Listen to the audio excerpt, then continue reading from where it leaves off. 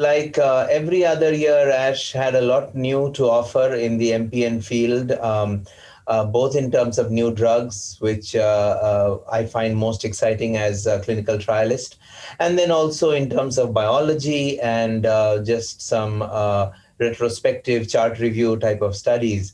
So just to start with, MPNs as a whole, you have to mention the late-breaking abstract that on Tuesday morning that talked about the ontogeny of MPNs and how the driver mutations can be acquired in childhood, even in utero, so even before birth. So the driver mutations have a really long latency in actually causing the clinical phenotype.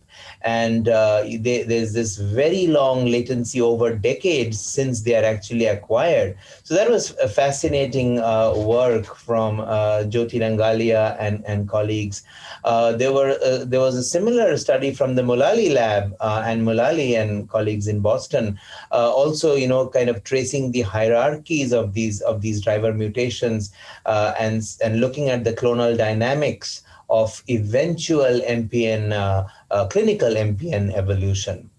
And then, before we get into specific disease entities, our group also showed, Lucia Masarova was the first author of this one, how the survival of myelofibrosis patients has improved over the last decade. And this is important because, we often quote a 2012 study from Cervantes reporting on European data, noting that the survival is improving, or was improving. This is 2012 publication, but that it was primarily restricted to the lower risk patients, not to the higher risk patients. And remember, Ruxolitinib was still fairly young then. That was in 2012, and it had come out in 2011.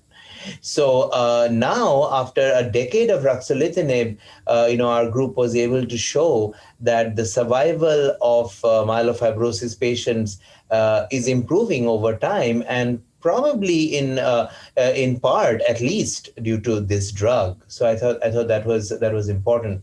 And then just to close on the MPNs in general, there was some good biology abstracts, and it's really hard to keep all this straight after a deluge of information over the last few days.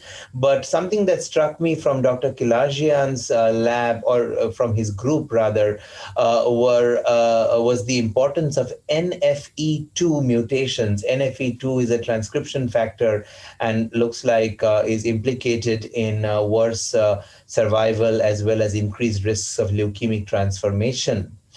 Similarly, and I think also from his group, there was work on SF3B1, and that's a gene we consider a good one to have in MDS, in myelodysplastic syndromes in lower risk MDS. But here again, it's one of the splicing factor mutations, and it seemed like it had an adverse outcome. So perhaps two new genes that perhaps could be added to our list of high molecular risk mutations potentially.